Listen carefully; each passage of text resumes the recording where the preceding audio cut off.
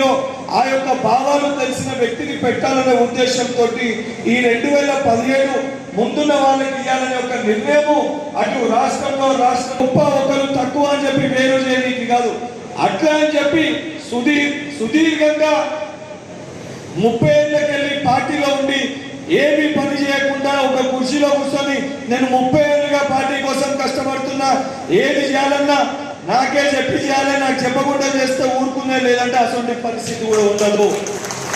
ఎన్ని రోజులు పార్టీలో ఉన్న మనదంతో పాటు మనం ఉన్నన్ని రోజులు ఏ రకంగా పార్టీకి ఉపయోగపడడం అనేది కూడా ప్రాధాన్యంగా తీసుకోవడం జరుగుతుంది.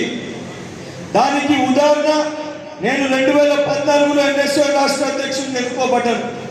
2014 వెళ్ళి 23 వరకు 6 నిమిషాలు 24 గంటలు ప్రతిరోజు ఏ రకంగా అధికారంలో ఉన్న బీఆర్ఎస్ పార్టీ పైన పోరాటం చేస్తూ సంస్థాగతంగా ఎన్ఎస్ఓని నిర్మాణం చేస్తూ కాంగ్రెస్ పార్టీ బలపడడానికి కృషి చేసిన కాబట్టి 10 సంవత్సరాల్లో పార్టీ నా కష్టాన్ని గుర్తించి ఎంతో మంది పెద్దలు పోటీ పడుతున్న 31 సంవత్సరాలకి నాకు అతి చిన్న వయసు గల శాసన మండలి సభ్యులుగా నాకు రాహుల్ గాంధీ గారు, రేవంత్ రెడ్డి గారు అవకాశం కల్పించారు.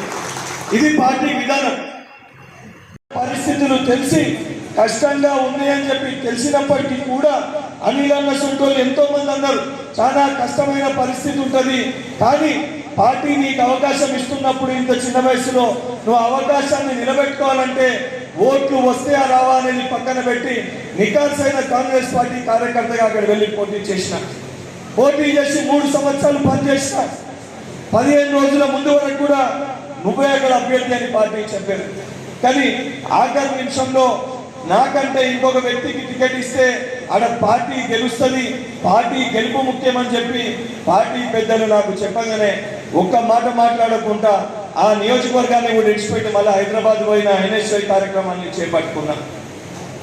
ఏ ఒక్క రోజు కూడా పార్టీ పైన ఒక మాట మాట్లాడలే. మీరు మొత్తం 10 సంవత్సరాల దాంట్లో చూసుకుంటే ఏ చిన్న మాట కూడా పార్టీలో ఉన్నోళ్ళు అయ్యో పాపం అని చెప్పి తిట్టిండ్రు, బయటోళ్ళు బల్మూరి వెంకట్ని బలి చేసిందని చెప్పి మాట్లాడిండ్రు. అయినా కూడా ప్రతి దాన్ని కూడా చిరునవ్వుతో సమాధానం చెప్పిన తప్ప తల్లి లాంటి నా పార్టీని ఏ రోజు కూడా విమర్శించలే, నా వల్ల పార్టీకి నష్టం కానివ్వలే. అది అసలు ఒక విధానాన్ని ఏదైతే నమ్ముకొని ఉంది ఆ సిద్ధాంతాన్ని నమ్ముకున్నా కాబట్టి ఈ రోజు ఈ పెద్దలందరి మధ్యలో ఒక అబ్జర్వర్ గా ఈ రోజు నన్ను ఈ జిల్లాకి పిసిసి అధ్యక్షుని, జిల్లాకి పార్టీ ఏదైతే నికార్సైన కార్యకర్త అక్కడ